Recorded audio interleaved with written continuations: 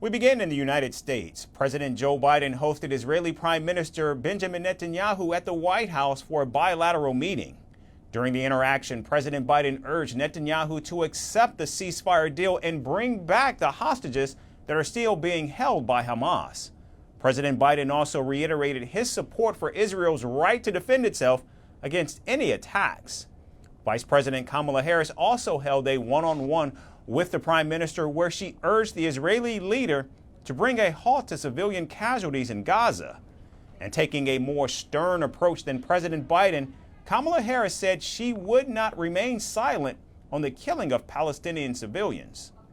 I also expressed with the Prime Minister my serious concern about the scale of human suffering in Gaza, including the death of far too many innocent civilians.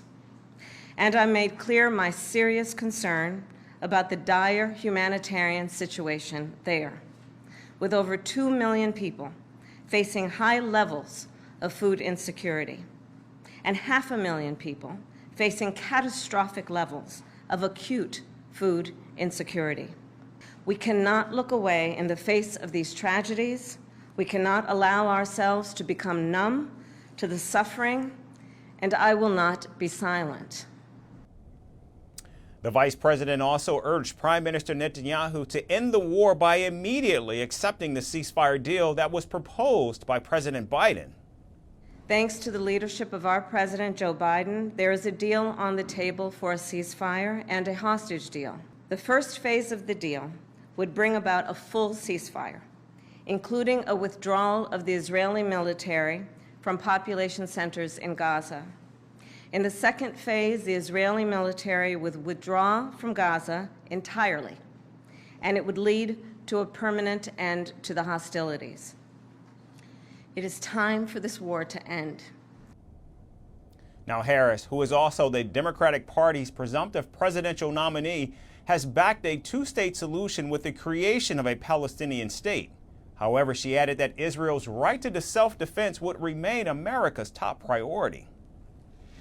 And I know right now it is hard to conceive of that prospect, but a two-state solution is the only path that ensures Israel remains a secure Jewish and democratic state, and one that ensures Palestinians can finally realize the freedom, security, and prosperity that they rightly deserve.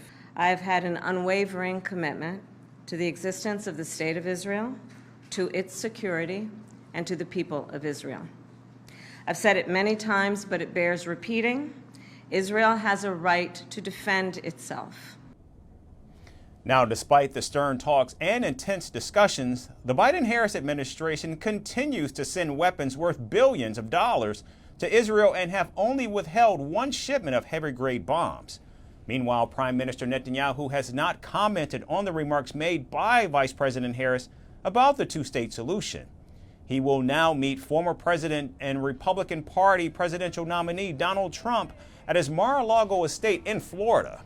Donald Trump has already commented on Netanyahu's White House visit and called Kamala Harris, quote, against Jewish people, unquote. Still, it remains to be seen whether Netanyahu's visit to the United States will do more harm than good, as calls for him to resign echo throughout Israel and Washington.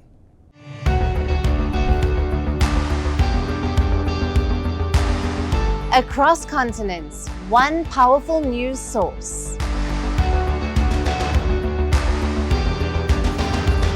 Bringing you diverse perspectives on the issues that matter.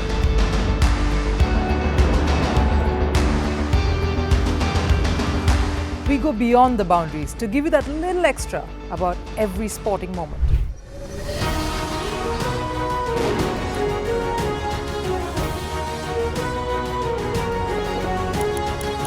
So thank you for making Firstpost 5 million strong. We're counting on your support, and you can trust us to bring you the news unfiltered and unvarnished.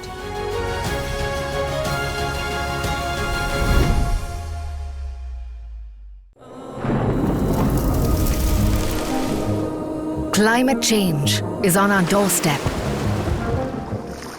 It's time for a revolution to take root. And it starts with 1.4 billion Indians. It starts with one tree. One tree for humanity. One tree for Mother Earth. One tree for a future. Project One Tree, a News 18 network initiative.